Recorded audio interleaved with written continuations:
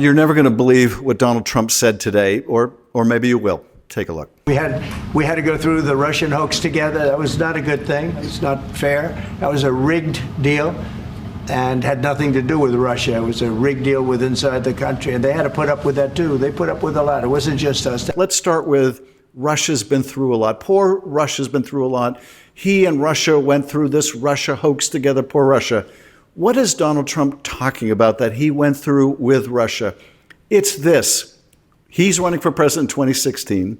Russia hacks the Democratic Party, steals a bunch of Democratic Party emails, starts leaking them to help the Trump campaign.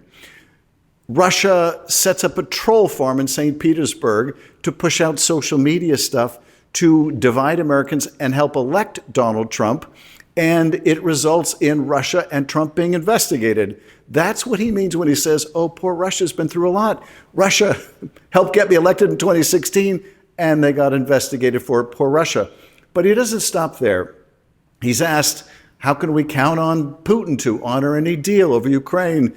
And he vouches for the Kremlin dictator.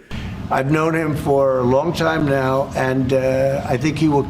I don't believe he's going to violate his word. Let's not forget, the Kremlin dictator is a guy who puts poison, radioactive poison, in people's tea outside of Russia to kill them because they stand up to him. This is a guy who, if you're high-ranking in Russia and you say something he doesn't like, you magically fall out a window. You'll remember there was an epidemic of window falling out of, a defenestration, I think is the fancy term for it. Or if you're a journalist, you end up murdered in your apartment.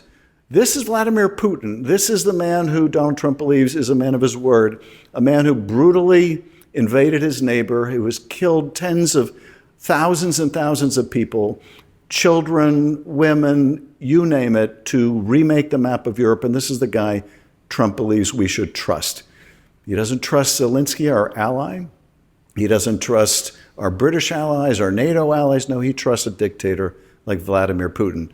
Now, I used to represent Hollywood. I sometimes think in movie terms. And I don't know why listening to Trump today reminded me of this classic scene from Road Warrior.